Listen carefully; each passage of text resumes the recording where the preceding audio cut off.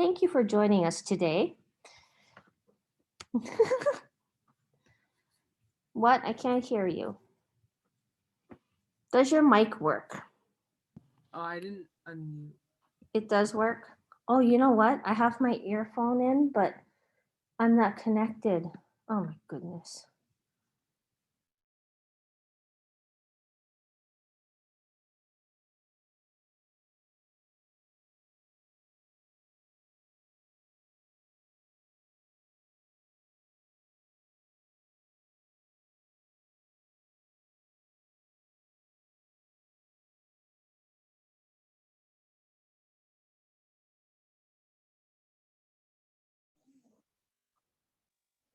Is it okay ignoring me?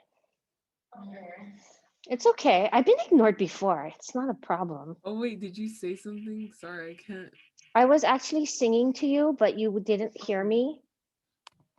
I was waiting for you to clap.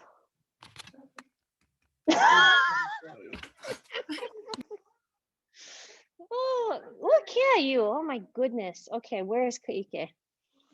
All right, we're going to get started. Oh, putting you. Okay. All righty. Actually, we have 3 presentations. 1, 2, yeah, 3. Okay, who wants to go first? That's like a trick question. Yeah, we gotta save Brachios for last. Okay, so do you want me to do an eeny meeny or shall I just choose?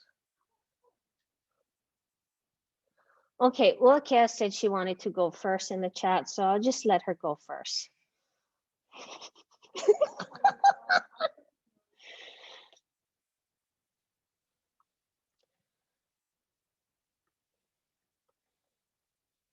Okay. Do you guys have your virtual backgrounds? No. No. Okay. All right.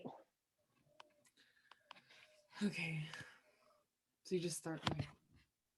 Wait, Yeah. how long should the interviews be? About 30 minutes. Do you have enough for 30 minutes? Yes. Okay, good. Good. Okay. But I was thinking more like 3 to 4 minutes. I don't know. Depends. So at least give an introduction as far as who you're interviewing, where you are, that kind of stuff. Yeah. And then you can start your interview. And then you want to kind of preface it with like, and this is our final question, you know, and then don't just go, and yeah, that was it. Like, say, oh, thank you very much for this interview. Okay. Okay. Okay, hang on, because Brother Kiox is warming up back there, like doing some stretches and things like that. But gosh, okay. Okay, are you guys ready? Wait, hang on. Are you guys ready? They're gonna do their presentation. Okay, go for it. Okay. So we're interviewing Ralph, and we're gonna have 3 different kind of scenes, I guess. And I'll let you know when the scenes come up because it's gonna get a little bit confusing if I don't. He's in London or somewhere. I don't know how to say it. Alfristan, I think. I don't know, but just his house that we made up. Yes. So scene 1, age 14, 8th grade. Okay. So we are here interviewing Ralph, a boy who has recently come off, 2 years ago. He was trapped on an island, and we have him here with us today. Hi, Ralph. Hello. How are you doing? I'm fine. Okay. Well, we have a few questions for you. We're gonna interview you throughout the years as you grow up. This year we're only gonna ask you a few questions, so it shouldn't take too long. So our first question is, how are you feeling currently after 2 years after getting off the island? I'm fine. I feel okay, and I go to school now, so I'm okay. Is that all? Yep. Okay. Well, what was your most difficult problem after coming back from the island? Transitioning from the island to back home. Okay. Well, what was the most, we're just gonna jump right in. What was the most savage thing you did on the island? I didn't do anything like that. What kind of violent things did you do on the island then? I didn't do anything like that. Who is your least favorite person that you were stuck with on the island? I really do not remember their names.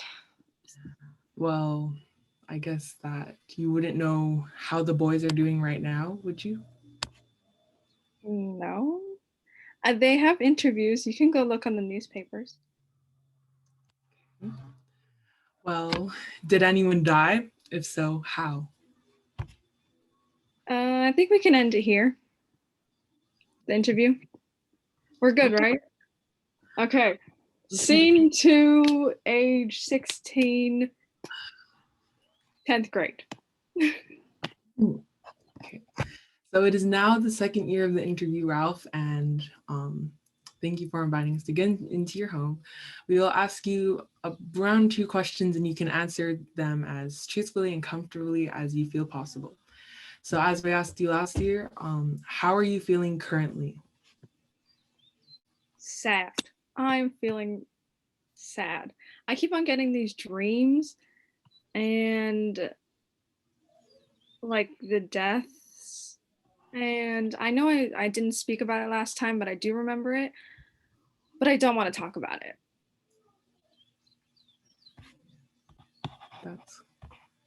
That's okay. Has the event, we know that you're now in high school. Last time we interviewed you, you were in 8th grade and you're now in 10th grade. Has the event followed you from middle school to high school? Yeah, like I said, I'm having these dreams of like Simon and stuff. And like the night we were in the rain and stuff, and I keep on getting these dreams and I can't do my work, and I'm just all over the place now, and it's hard for me to talk about. So It seems like you're a little bit more open than last year. am I? Or yeah, the last time we interviewed you, it seems so. No. Okay. Scene 3, 12th grade, 18 years old. Hi, Ralph. This is the last year we're going to be interviewing you. Thank you again for letting us into your house over these years. Congratulations on graduating. You're a senior now. So to conclude all of these years, the question that we've been asking you every year, how are you feeling currently? I'm doing a lot better.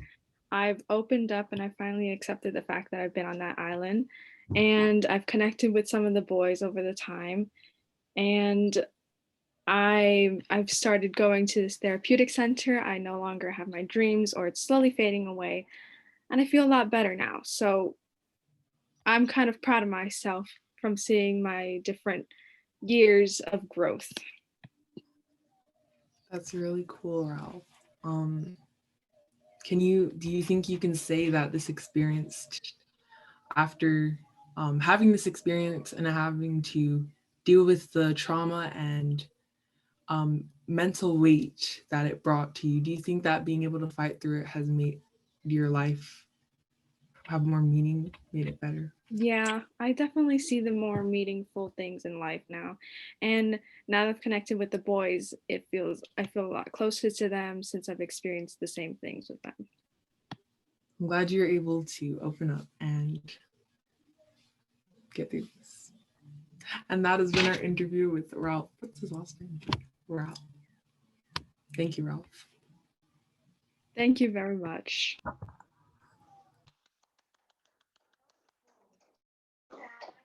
Yeah, so that was really cool because the time warp was pretty interesting, and the journey that you guys took Ralph on, very cool. I would have liked to hear his voice change a little bit, because he turned into a dude after he was just this boy on the island. So anyway, that's for next time. Yeah. more accents, more maybe changing of your virtual backgrounds. That would have been really cool. Okay. Or like the background going from darker to lighter to lightest so that you can symbolize his like growth and his spiritual awakening or healing. That would have been really a cool thing to do. But other than that, hey, the content is there. Thank you so much. That was really really cool because it was so psychological. So very cool. Let's move on. We have Kaike and Lele.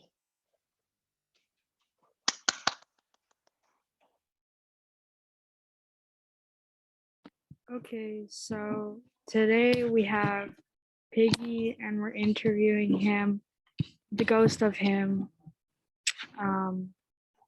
at his age that he was when he was on the island, so 13. Hi, Piggy. Welcome to the show. Hello. Okay, so our first Thanks question for for you. taking the time to interview me. Okay,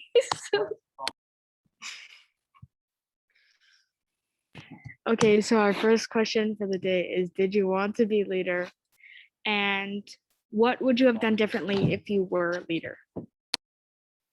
I did want to be leader. I was smarter than all the other boys on the island. I would have paid much more attention to the little ones. Especially because when we first made the huge signal fire, the little boy with the birthmark died. And to this day, I wish I could have saved him. If I was leader, I believe I could have maintained order much better than the other leaders did.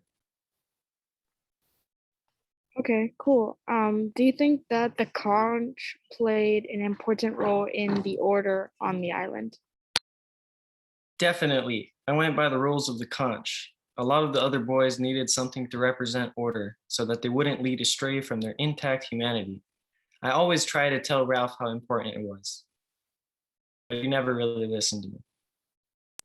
Oh, that's super interesting. So our next question is, do you think that the intention was to kill you, or do you think that the boulder was meant to warn you off? No, I don't believe Roger intentionally tried to kill me with the boulder. I think it was just to warn me off. Jack, on the other hand, is questionable. Did the other boys have any effect on you as a person? If so, how? Ralph helped me to become more confident and less dependent on excuses like my asthma. And I think it really made me grow up. Yeah. Yeah, totally. Do you feel that the other boys who made it off the island will ever really emotionally recover from the experience? I really hope so. I believe they deserve to be put on the island just as much, or get off the island just as much as I did. So I sincerely wish them the best in recovering, even Jack. We're all just boys, and even though some of us didn't follow the rules, there's no right to be scarred. Yeah, I completely understand that. And lastly, what was the best part of being on the island? The best part was when we first got to the island, before everyone started calling me Piggy, and we were just a bunch of boys, all the same. Cool. Thank you so much, Piggy. Well done. Well done. Oh, Ah. all right. Thank you. Oh, I jumped in. My bad. Good No, job. you didn't. Okay. I mean, What would have been really cool is if you said, you know, my name is not Piggy, it's actually, and then like come up with some crazy name. What would it be? Do you have Piggy's name off the top of your head? That'd be cool. William. William, also known as Bill. That'd be cool. So I was planning to do the accent, but as I was practicing, I realized that it's really bad. And every time I try to do a British accent, it just slipped into like an Irish accent. So I Oh, just an Irish didn't do it. accent. Hey, well, we don't know. Maybe Piggy is actually Irish. That's why he didn't really fit in. That would have been cool. Man. Same. Yes, that's okay because yeah, we had an Australian British accent the other class period. And then we had a not sure what kind of accent it was, but it was a mixed accent. But hey, all good, all good. Okay, thank you guys. Very fun. This is a really fun act. This is actually really fun for me because I get to see you guys be super creative. And I don't think we exercise our creative brains as much as we should in school. So yay, yay us. Okay. Well, if you do the accent, I will give you extra credit points. Just do it. Just do it. Aren't we all in a safe place? That's why, Kaike, maybe you should have done your accent because there was no way. I mean, look, Shiden is going to bring Bratakioks to the party, okay? To the paina, okay? Okay, let's do this. Last but not least, we got the three in the class, the three amigos. Okay, go for it.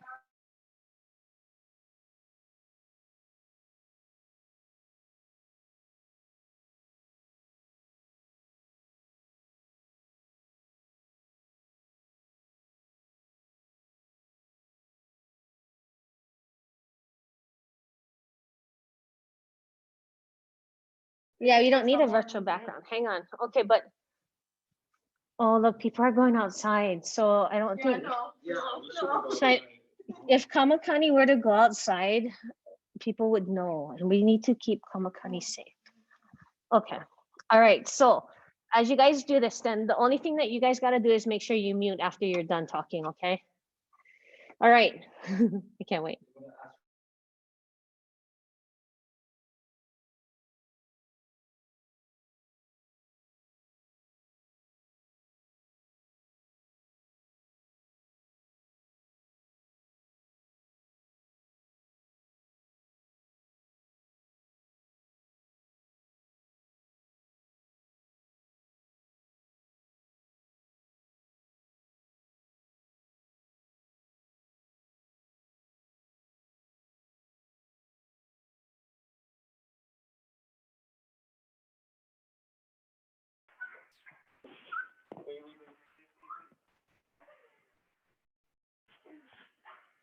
Oh, Jose, your brother, your cousin, your uncle, your father, Kyokyo here, back with someone new, bringing you someone new. Now, we is back with Superman's Jack and Superman's Ralph. And, oh wait, can I see that? Wait. Okay. So, our first person is Tuki Man Ralph, also known as McKenna. We is in this mental institute in the year 2000. So Hope, Tuki Man, where you get your leadership from in order to keep everybody in check?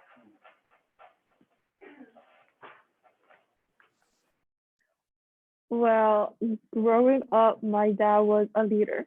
He was a commander in the Navy and led many brave people. He was also a leader for our family, which I definitely missed while on that island. He told me you can either follow a leader or become the leader. And that's exactly what I needed to do for these boys.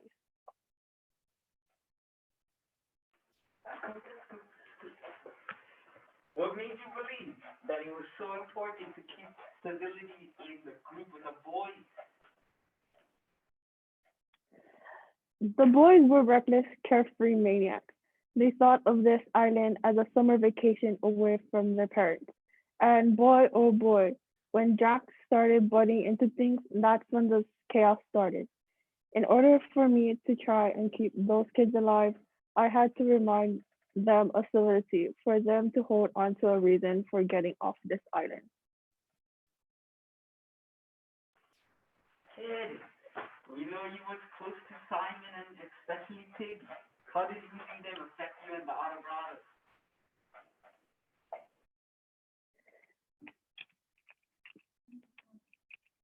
brothers? Well, you see, I realized how much they were needed for the group's survival. Once they passed, the group and I couldn't be the same.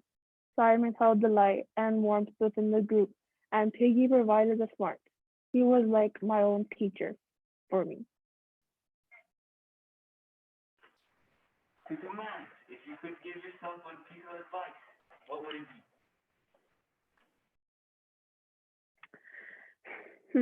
Just one. Nah, it can be more than one if you like. I was a kid. Well, we all were. And I know that I could have done better as a leader. One piece of advice, though, that I would give my younger self would have to be sticking up for what is right. I was a scared little 12-year-old boy who consistently kept being challenged by a fool. If only I had stood my ground, maybe things could have settled down, become a safer environment. So if you could contact one of the two brothers that went mocking Taite, which one would it be and what you like to say? Piggy was always there for me from the beginning, and I would just want to say how sorry I am for not sticking up for you at times, not taking you seriously. I should have protected you.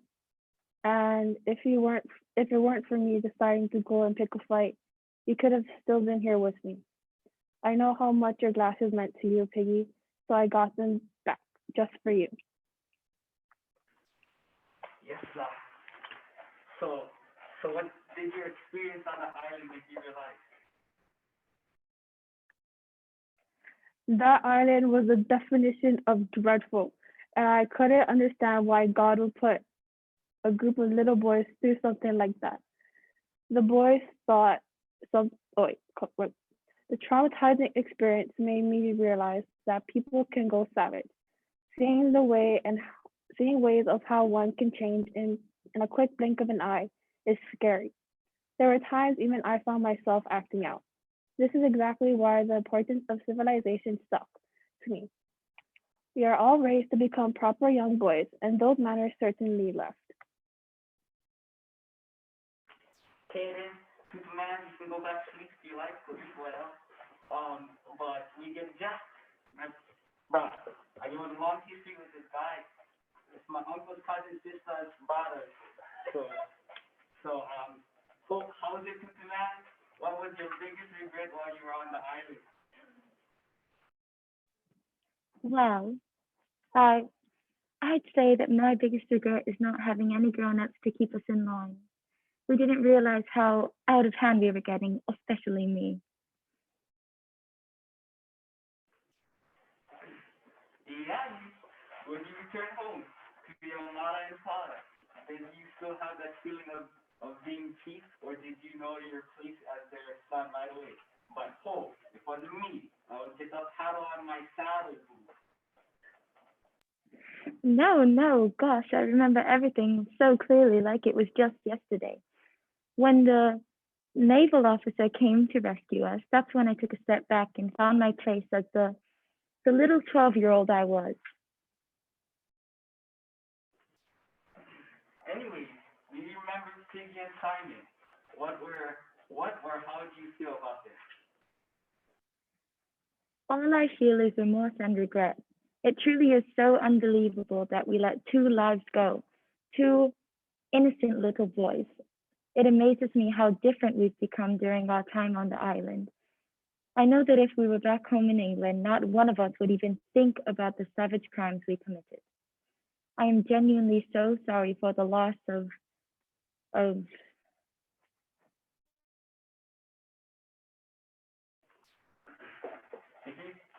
If you could give yourself one piece of advice, what would it be?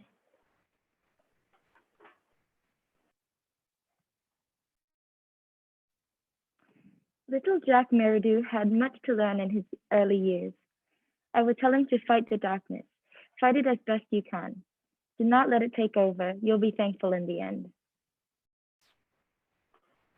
What did your experience on the island make you realize? I I'd say that it made me realize that you can't end a war on your own, meaning you need allies to help you reach your goal.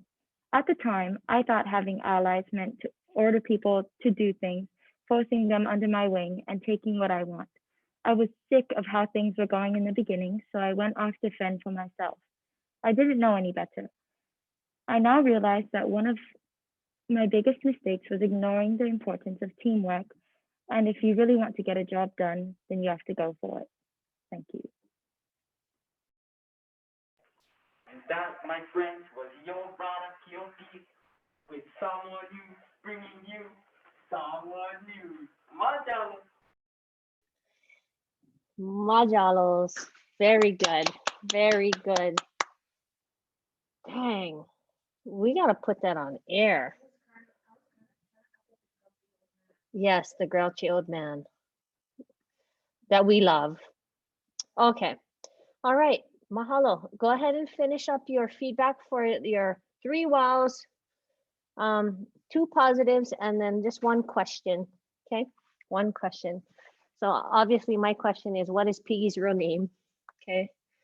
And also, what is Brada Kyoki's real name? Darren or something like that. What's Darren? What is Kyoki's first name? Brada Darren Kyoki. Brada. Okay, so go ahead and finish that and then submit. Okay. If you guys are still typing in there, you guys can go ahead and also just say what you got out of this. You know, we're able to become more creative based on what you learned. So for some of you guys, I think you learned that it's okay to have fun while you learn. So, I mean, I think Kamakani definitely knows that he can earn extra credit points by being his true self. Is that it? Is that your true self? Only at home. Only at home. Oh my goodness, that's awesome. You know, people are gonna be like, remember Kamakani when he was in freshman. We're Brada Kioks. He'd retire. Yeah. Shoots. Okay. So go ahead and finish that. And then let's see if I can get one of those. If I can get the yeah, up and running.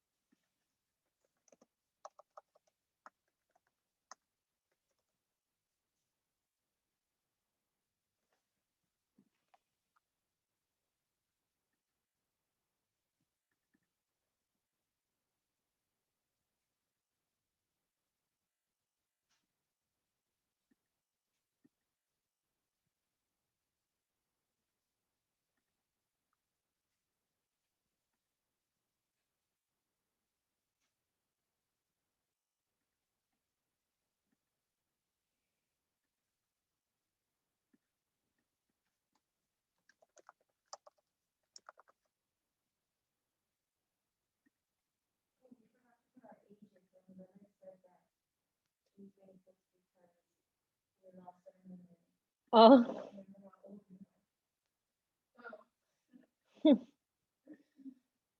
Funny.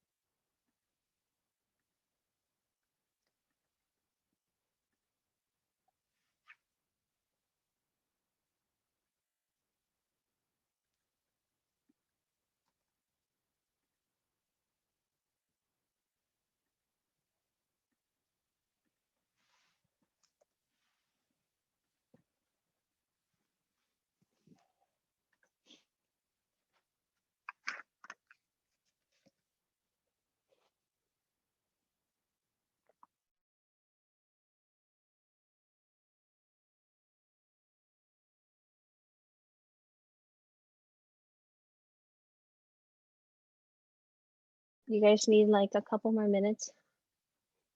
1 more minute or so? Okay, if you are done though, and you do not have your worksheet or your workbook packet with these stories inside, then use this to help you. So the links to, I don't know, can you guys get on to see like the link for Keaulumoku? Do you have access to that?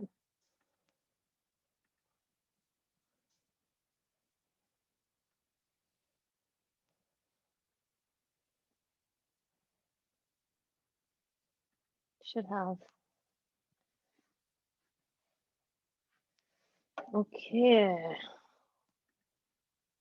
Very good, you guys.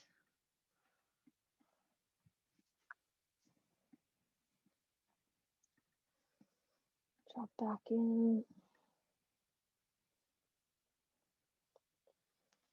to our modules.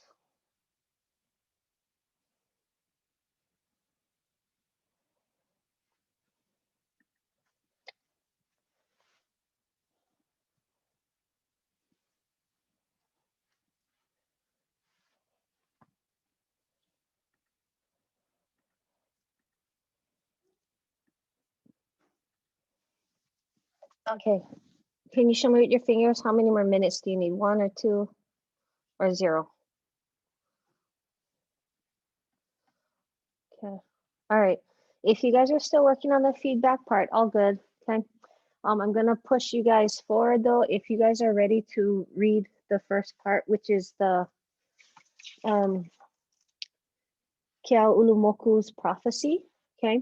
We're gonna be reading about his prophecy, and then we're gonna be reading the short story called O'Ia. Let's see. Let's go to the worksheet. Okay. On the worksheet, we have 3 questions. The first question is, who is Keaulumoku? Second question is, what did Keaulumoku prophesize? If you don't know what prophesize means, does anybody know what a prophecy is? Yeah. Kind of? Malaya, do you know? It's like a kind of from like Antigone. I remember stuff from Antigone and stuff. Right, like, something crazy like you're going to kill your dad, marry your mom, right? And your kids will die or something, right? The prophecy. Well, Keaulumoku had was this famous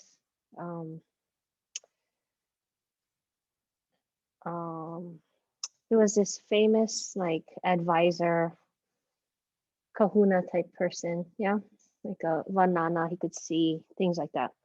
And so what you guys are going to do is you're going to learn about his prophecy.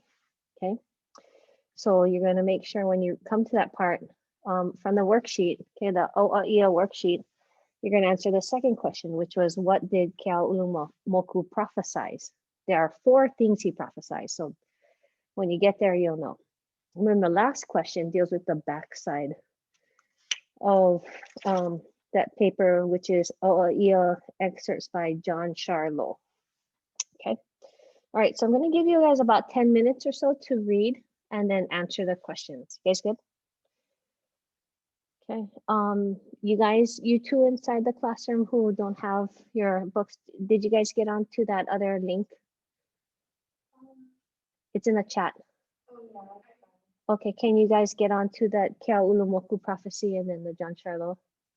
Okay, so that's what we're reading for right now only. Okay, we're not going to read the short story yet. Okay, good? No, don't use the table, just use the links. Okay, just so that you have it. But I want you to use the OAEO worksheet because that's what we're going to be taking notes on. And there's the 3 questions to answer. Okay. And then when we get to the short story, then we're going to add 3 memorable quotes. Okay, so go ahead and do that. Yes.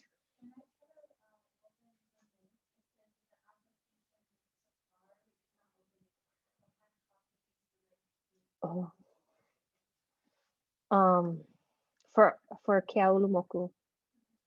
Let me try put it in the chat then. Are you on Safari or are you on Chrome? Uh-huh. Oh, I see. Okay, here. Try click on that. Does it work?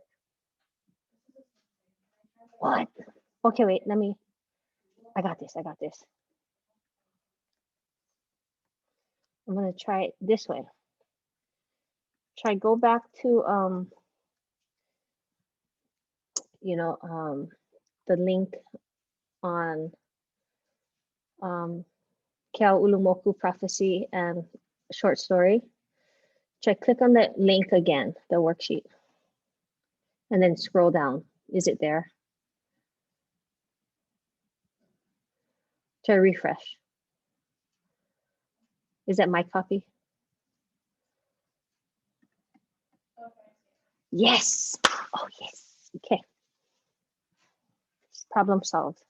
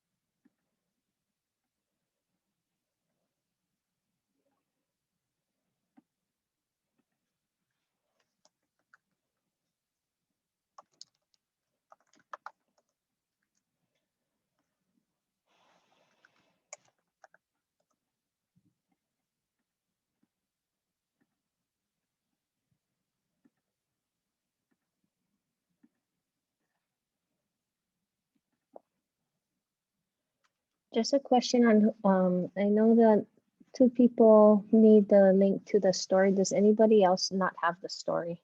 Lele, you have your book? You're setting the foundations? No, okay. I'll send that to you as well. Kaike, do you have the book with you? The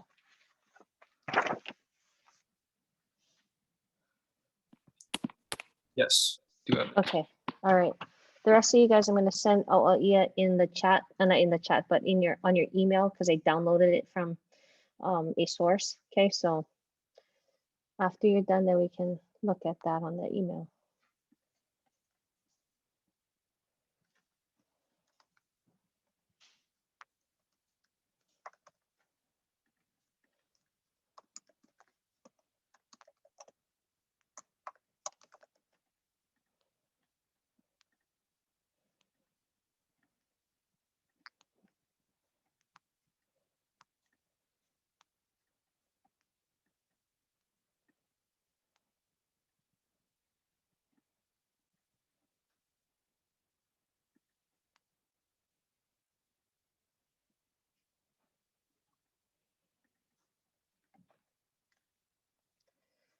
Okay, and then I'll be right back because I gotta go find that thing that's stuck in the wall.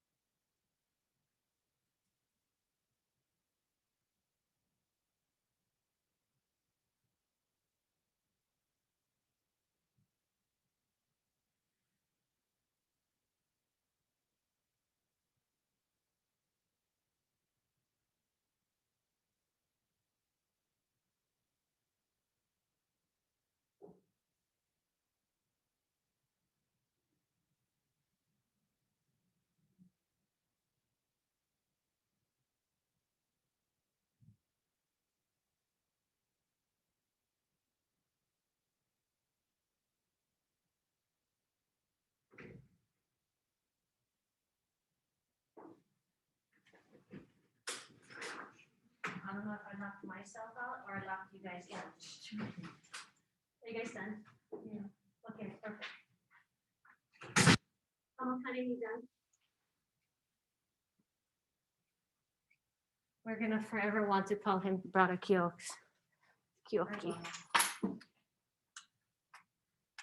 Yeah. If you ever become the president of your senior class that year, you're gonna give a shout out to Brother Kyoki. Oh my gosh. Yes. Yes. That would be great. All right, let's see. Okay, you guys good? Yeah. Okay. So we're going to just answer these questions together. You guys ready? Quite interesting, right? In the chat, who was Kiao Ulumoku? Go ahead and just copy and paste what you have, and let's see if we come up with something similar. You just copy and paste. You don't have to retype it.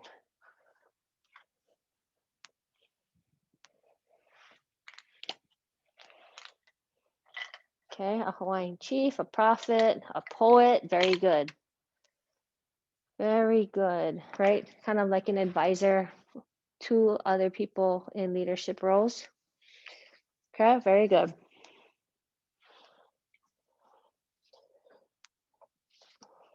Okay, good. Next question.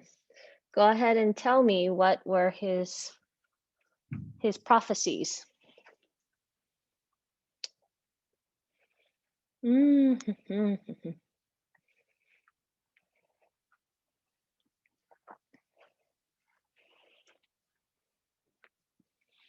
And which prophecy hasn't come true yet?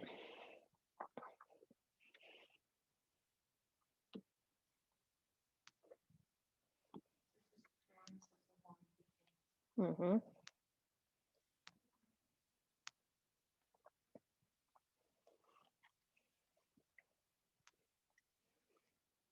Okay, very good. So I'm just going to do a quick overview of the history of his prophecies.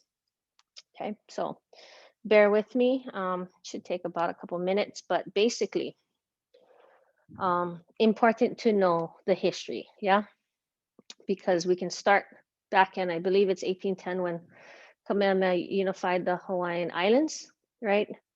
And the only island to not be conquered was Kauai, right? And so if you ever meet like true Kauai people, right, they're like Kauai, that's why, right? They're like their own people.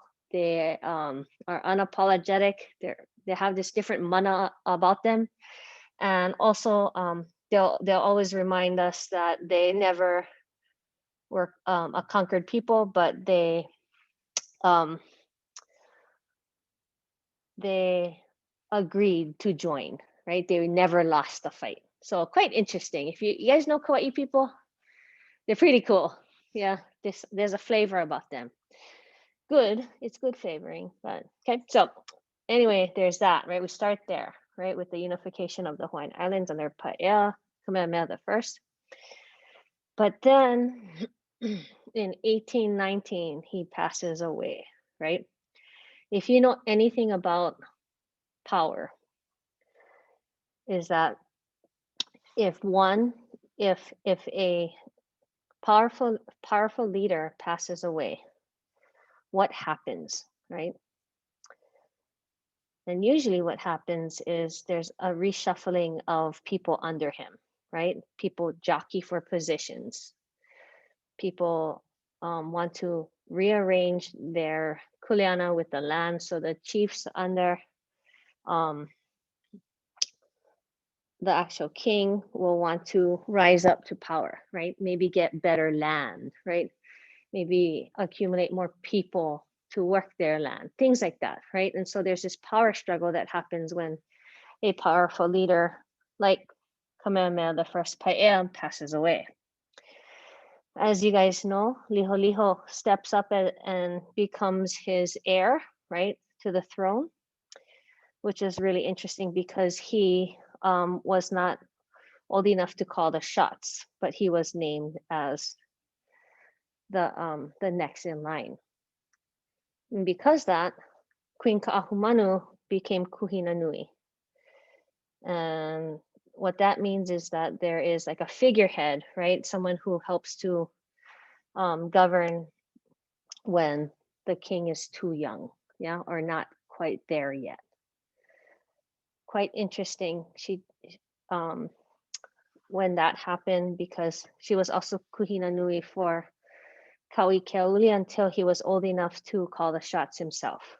Okay, so Ka'ahumanu is a big player in Hawaiian history early on. After the passing of Pael, chaos breaks out, right? Because as a powerful leader is no longer in power, things kind of go into chaos, head to chaos. And so we have the Battle of Kuomo'o, right? When you guys know, because it was just a ho'ike, what, 2 years ago? Yeah, 2 years ago. There was a battle that basically abolished a kapu system, right? And the sad part about that was that the idols and the temples, the heiau, they were burned to the ground, right? And what remained left went underground as far as to preserve what was left. That has really nothing to do with the missionaries coming in 1820. So the following year after the Battle of Kuomo'o, no kapu system, right? They're looking now for what's next, right? And so in the following year, the missionaries come in, right, with their new religion, and then also with their new technology of reading and writing, right? We all know the story, I think, yeah, a new religion. And long story short, Ka'ahumanu wanted change, right? And because the kapu system fell, something took its place, right? And we know what that something is. Good, bad, and the ugly, right? It's all there. Why? Because we have now a system of reading and writing and documenting things. We have an alphabet, we have a printing press, right? And we have one of the most literate people ever to be created, a group of people to be created on this earth, right? Amazing. Okay, that's something to be very proud of. And how do we continue that? Yeah. So anyway, then what's next? The death of the monarchy. As you guys know, in 1893, it all comes to a head, right? It all comes to a point when the overthrow happened. But I think from now till the time you graduate, I think it's really important to start to build that timeline in your head. So if you guys, when you guys come into my class tomorrow, and those of you guys who are in my class right now, you guys can see that I've started a timeline for you guys to kind of look at. Okay, and it's up to you guys to know this timeline. I can't teach it to you because it's something for you to just learn on your own. I don't know if I ever showed you guys my wall in my room where I taught this whole year, but there's a huge timeline behind me. And that's because for me as your teacher, it's important for me to understand the timeline so I can connect things to it. Okay, and I'm still learning, and there's so much to learn. Such a complex time period. Okay, but anyway, the death of the monarchy happened, right? And it was because of many factors, right? One being the diseases that came in and decimated the population of the Hawaiians, but also for some reason, right? And everybody has their theories on why the people within the monarchy died so early, yeah, died so young. Whether that be foreign diseases, alcohol, maybe even a broken heart. Okay, so with that, we have the oncoming of the white race, right? Started in 1820 and is still happening today. What else? The last part is the disappearance of the Hawaiian people from Earth. Has that happened yet? Not yet. Will it happen? All of the other things he's prophesied, right? Keaulumoku prophesied came true. This one, I think, is up for debate. Okay, and it's up to you guys to not fulfill this prophecy. I guess I don't know. Quite interesting, right? I don't know if if you translated back in the day, did that mean full-blooded Hawaiian? Maybe, right? Because if that's the case, you guys know the answer to that, right? So I mean, like even the point of Have you met a full-blooded Hawaiian person? Have you ever met a person who is 100% Hawaiian? You have? Who?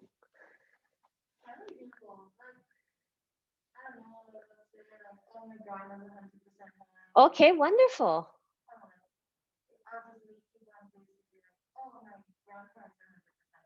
Awesome. Please have those conversations with them and absorb. Be a sponge. Awesome.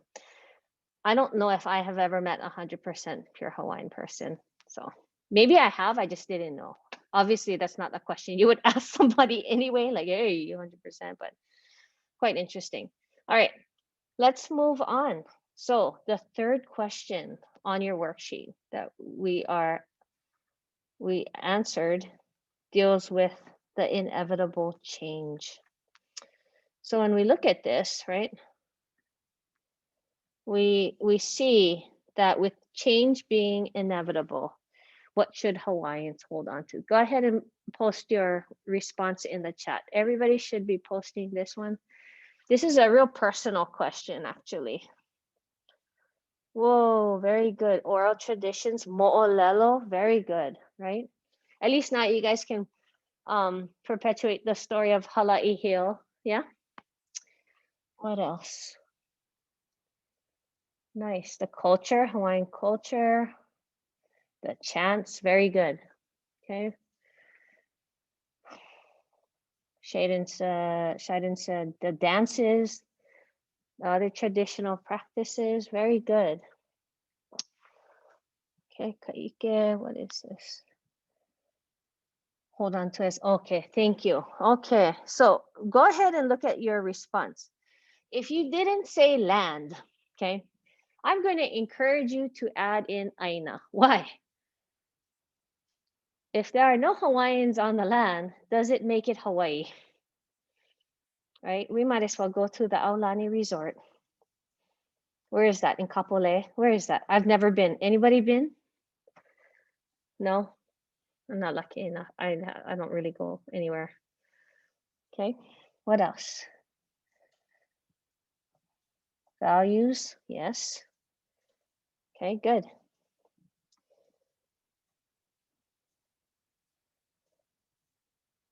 Yep. Where are you going to sow your roots? Yeah. Very good. And Uakea. Oh, yes, we have to pass it along. Very good, Uakea. Right? We can't just keep it for ourselves, right? Even like when somebody helps you out with something, you can't keep that. You got to pass it on, right? Okay, very good, very good. So going back to the Aina, right? We have Kaike who said, with change being inevitable, Hawaiians should hold on to as much native land as possible, as well as their culture and traditions. So where's Kaike? Can you talk about, I mean, what do you notice out in Ka'u side? Are there plenty locals still, or are other people moving in?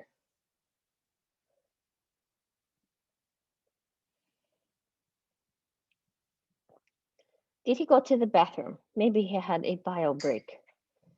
Okay, but I don't know if you guys notice, like, I don't know last time you guys went to Target. Yeah. Target in Hilo is not really feeling like Hilo. Okay. When we're driving, you notice plenty out of town plates. Yeah. When, I don't know, you check it out, there's plenty of people moving here. I don't know. Anybody have like $200,000 to $300,000 to buy a piece of land? Okay. Before, like, I would say about 10 years ago, you guys know where HPP is, right? Hawaiian Paradise Park. You could buy a piece of land for about 25 grand. Now, you guys know, it's like heading up into like 60, 75, almost 100,000 now. Depends. Mm-hmm. Okay.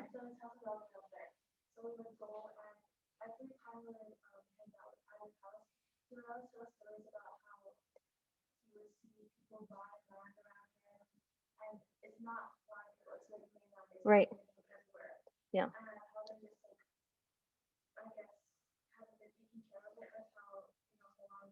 Mm-hmm. Mm-hmm. Right. So I don't know if you guys understand this whole land issue, okay? But I would encourage you guys to check out like the DHHL stuff, the Hawaiian homelands. If you guys have Ohana on the list, and if you can get on the list, because you have to be 50% or more. Do you guys know the rules to that even? To get on to Hawaiian homelands? No, you can get land over here. Okay, but you have to have somebody in your family that has 50% first. Because if that doesn't happen, then you can't even get on the list. Your family can.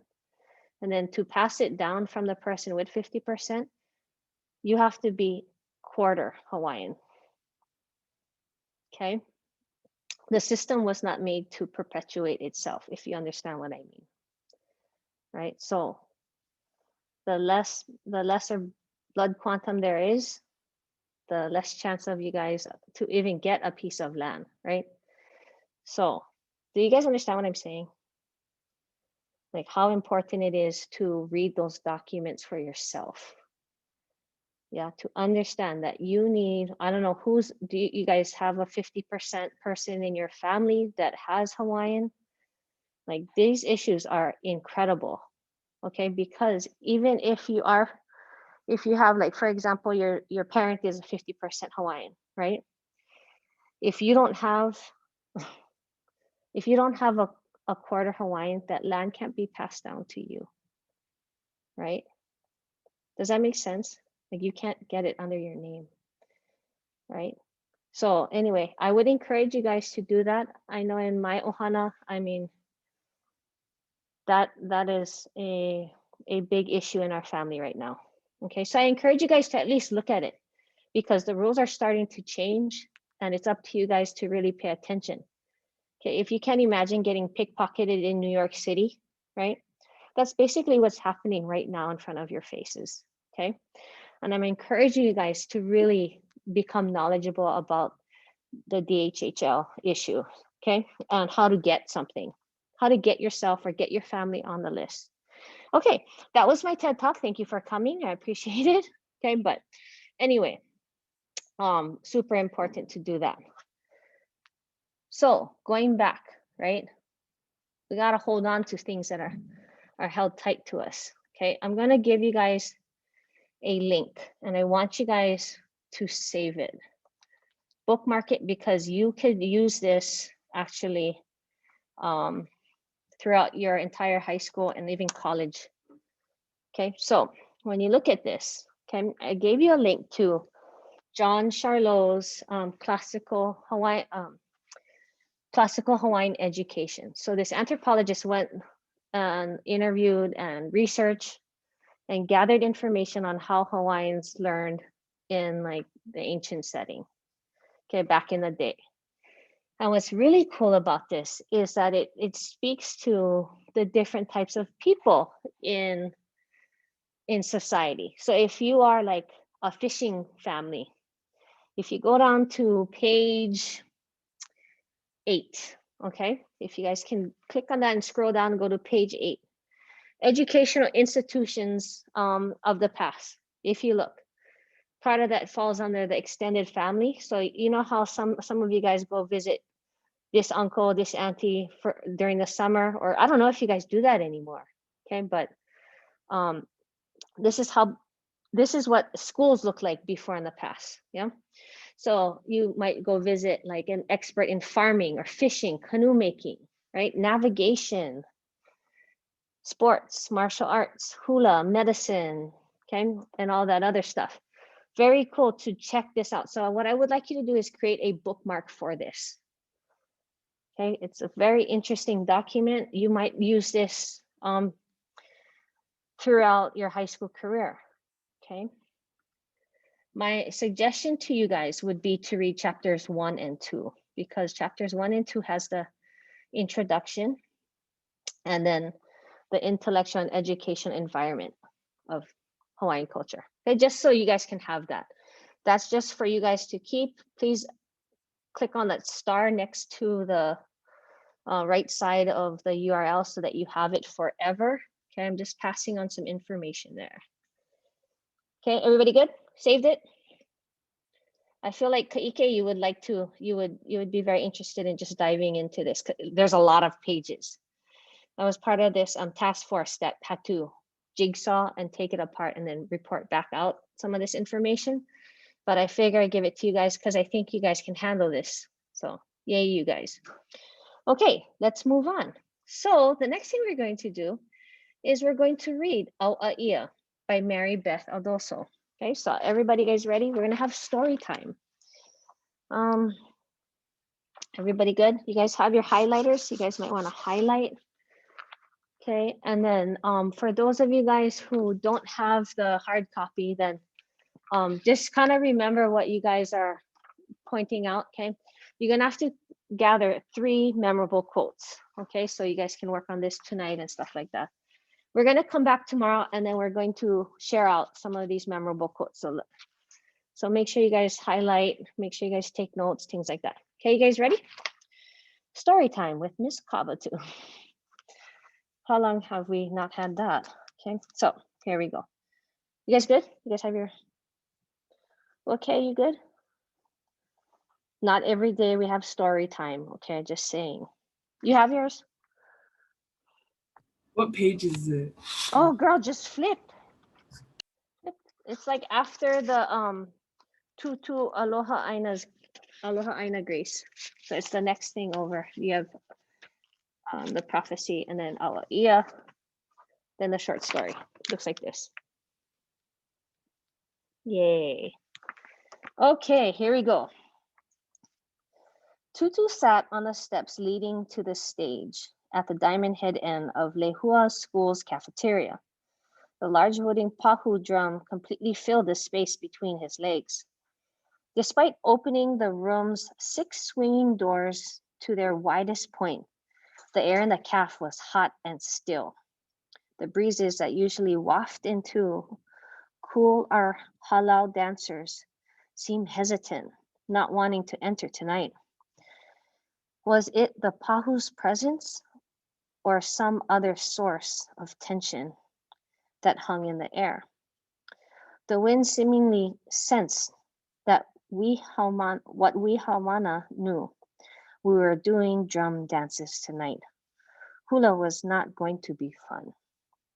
I threw my bag onto one of the cafeteria's long white tables, pulling my blue calico pa'u skirt over my work clothes.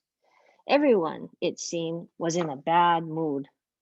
And I soon discovered it wasn't entirely because of the drum. The nerve, yeah? That Haole kid. You saw him on TV. Freaking attitude, said Tanya in disgust. Jan's laughter spilled over into her words. That's forget cracks. And Morris, I should have Kamakani read this. And Morris, brother is on the football team. You know, he's going to get lickings. It's not really the kid, added Kathy in her high-class pidgin. It's the mother. Hello. It states right on the application, biological grandparents. I slid into line as Kumu let his thick hands fall simultaneously onto the drum's shark skin surface. All right, let's get started, Kumu called, pulling his drum closer to him.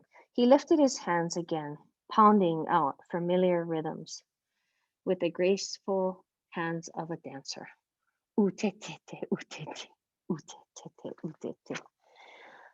Kumu took us through the basic steps of hula, calling out each new movement with perfect and practiced timing.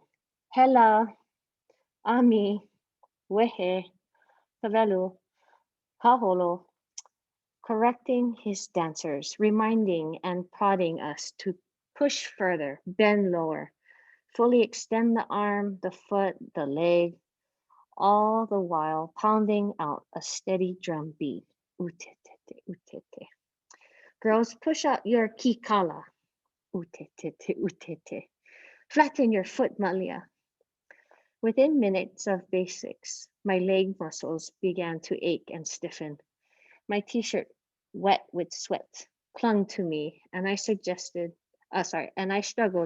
to catch my breath. Still, with calves that felt as though they were on fire, I repeated hella after hella, utetete, utete.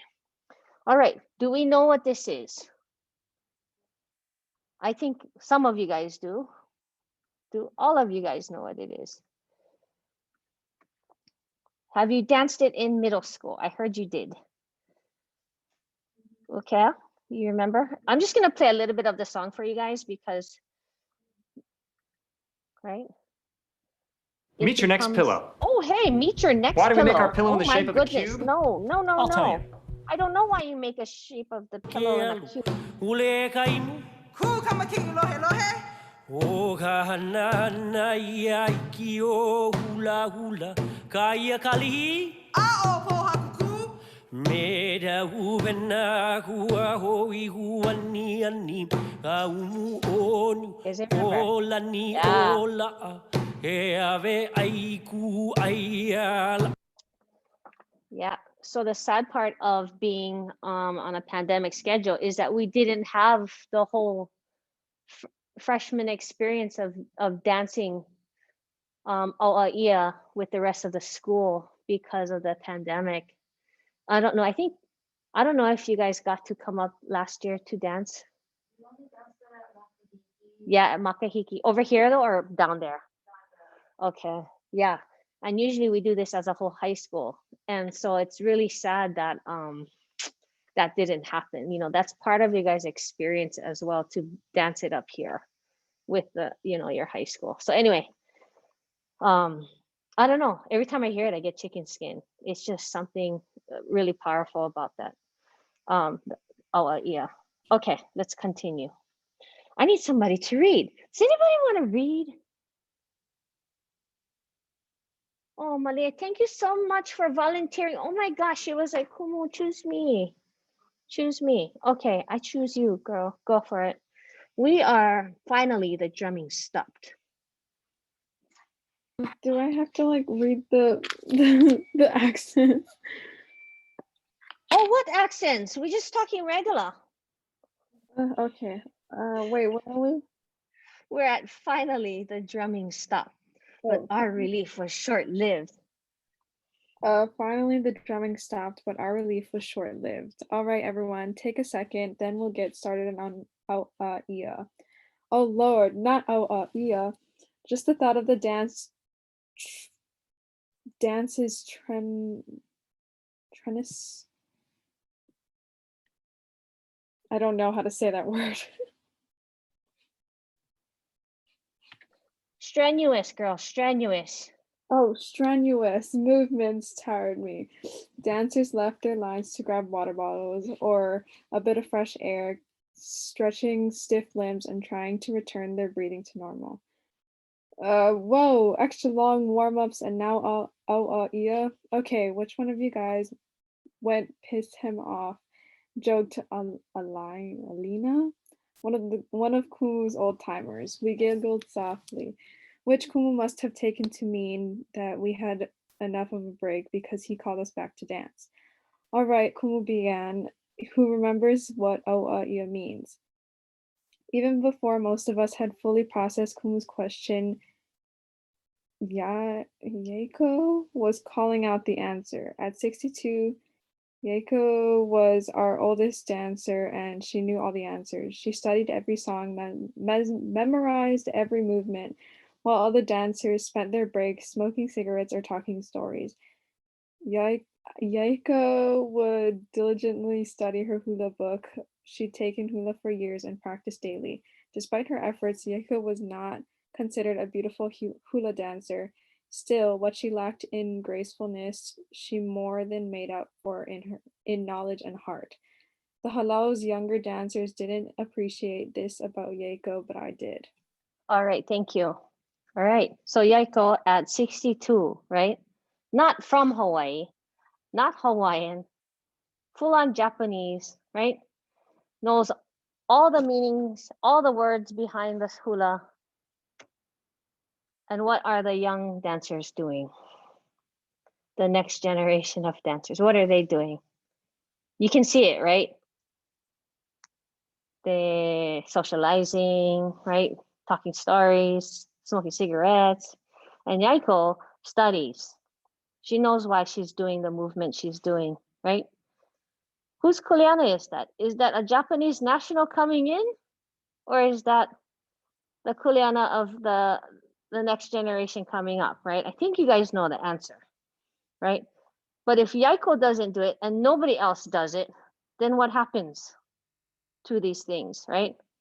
So for you guys, like, I don't know, I think after paddling, I think some of you guys are dancing hula at this halau. Because when I pass by, I swear I see some of you guys. Is that right? Like in the industrial area, right by the bike hub across the street. Okay, I'm like, oh my gosh, was that my students? Like, and I see like my friend, my teacher friend, they dropping their kids off, and because I'm done paddling, right? And it's like, yeah, yeah, yeah, Kumohana Kahi's kid, yeah, say around you guys' age, right? Kiana, yeah. Yeah, and so I'm driving home because I'm done paddling, and then I see you guys walking or going to practice hula, and I'm like, yes, you know why? Because it's important. Like, I don't know who needs to tell you guys this, but own it, right? I mean, live it, be it. Don't wait for somebody to come in and tell you your own culture, please, right? Please don't do that. And if you want to be an English teacher and replace me down the road, please do so, okay? Because I am an amplifier. I'm not Hawaiian at all, but I will amplify you guys to the fullest, okay? And I'm hoping that, you know, like Tehani will take my place one day if she ever wants to be an English teacher, okay? Why? Because that's what I'm here to do. I'm here to make sure that you guys do something that you like, not what I like. But, you know, I mean, if you want to be an English teacher, Malia, oh my gosh, go on. But all of you guys, okay? All right, I'm getting off my soapbox. Okay, so we're down at Yaiko. Yaiko's going to say, right? Be steen G, she said in her thick Japanese accent. Be stingy. Very good, Yaiko. Ladies, it was a warning. Remember, a warning to hold on to to our culture, our way of life. Now this motion. Kumu lifts his arms to shoulder height, extends his hands out toward us, and crisply and deliberately flip them. Palms up, palms down, palms up, palms down, palms up, palms down. Flip, flop, flip, flop. What is this motion supposed to signify? Tehani, I'm going to punt it to you. Go. Finally, a question I could answer. Turmoil, I said softly. Kumu nodded. Mai ka'i, yes. The flipping of the hands represents turmoil. Remember now, the chant comes from a prophecy that things in Hawaii were going to change. It was foreseen that people would come here to the islands, and the change they brought would leave us in turmoil. He dropped his hands and looked at us. Ladies, I expect to see that emotion in your dance. Kumu walked back to his drum and sat on the steps facing his dancers. He raised his hand and let them fall. A series of low, loud thuds resounded through the room.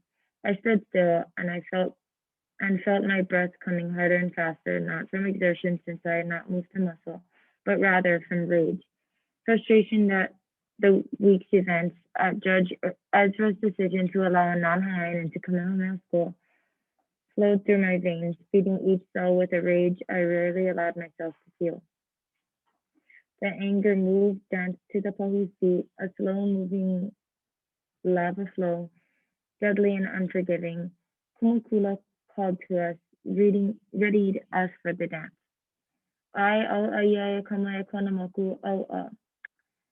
Weeks of conditioning had trained our bodies to respond almost automatically to Kumu's call, his kahea. Hips began their slow circular motion, an army to the right that, once completed, was then reversed, becoming an army to the left. Right, reverse, left, reverse, the body moving, circling, dancing in imitation of life.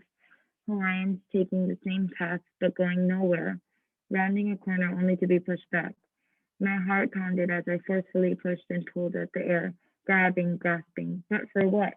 The motions were repeated, driven by the slow beat of the pahu, that which repetition grew faster and more bombastic. Mr. Bombastic, yes, Yeah. coming at you. Okay. Thank you. Go ahead and place a star right there because that's where you're gonna start up your reading on your own. For the people in class, I don't know how you can mark it, but somehow mark it so that you know where to start for tonight. I want you guys to finish reading this so that we can come back and share out our 3 memorable quotes. Very important. He is going, as you know, this kumuhula is going to get mad, okay, at the dancers because they're making any kind movements. They're going to make any kind movements and he's going to blow up, okay? Check that out, okay? Have you guys heard about this case? Yeah, about the case where the boy, his family applied to go to Kamehameha schools. Maybe not. I don't think so. Maybe it was in the Hawaiian culture class, maybe. This one happened, I think. Oh, when you're reading, maybe. Okay, so just real fast, there is in your module, this last part in your module that I just want you guys to check out. And then tomorrow we'll start talking about it, but it's your final project. So I want you guys to start thinking about your final project and the brainstorm. So if you guys look at that section in your module, below there are examples of what a performance task looks like, okay? And this performance task looks like you choosing how you want to demonstrate your knowledge, okay? So there are like 3 presentations that you can see. They are from a few years back, but we had 1 rewrite of a Hamilton song. We had a group of kids do a skit on Family Feud. Okay, so they had to like integrate different characters. And so in Family Feud, we read a couple years ago. Never mind, I will tell you about it tomorrow. Anyway, always fun. I'll see you guys tomorrow. Okay, take care. Read out, please. Membeen, membeen, membeen. Bye.